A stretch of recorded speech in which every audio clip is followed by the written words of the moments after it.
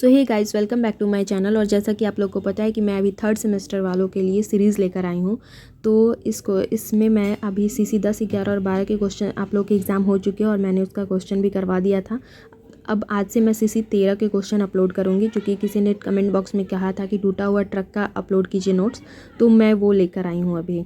लेकिन इसके पहले आप लोग मुझे कमेंट बॉक्स में बताएंगे कि आपके CC 12 के एग्ज़ाम कैसे गए और क्वेश्चन का लेवल क्या था, कैसा क्वेश्चन पूछा गया था।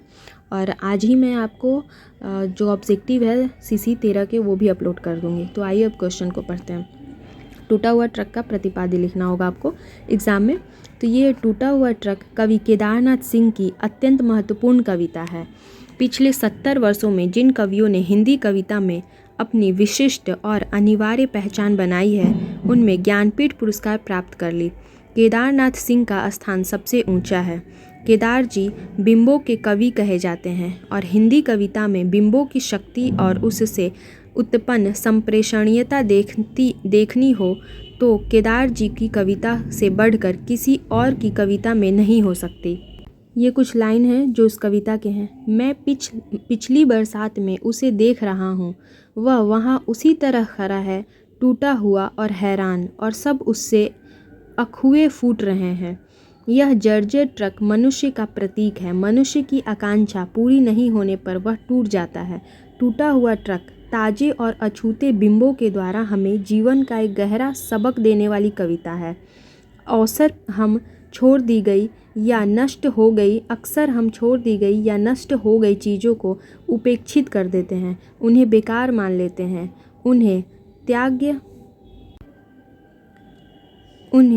त्याग्य और उपेक्षणीय नहीं है जो किसी लेकिन वे चीज़ें भी त्याग्य और उपेक्षणीय नहीं है जो किसी कारण से नष्ट हो रहे हैं।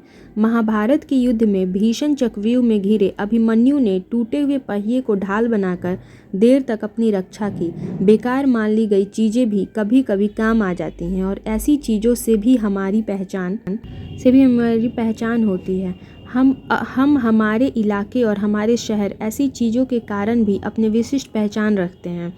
जीवन की हलचल में टूटे हुए ट्रक की तरह हर उपेक्षित वस्तु दिखाई देती है और जीवन वहाँ भी होती है जहाँ उसके होने की कोई उम्मीद नहीं होती।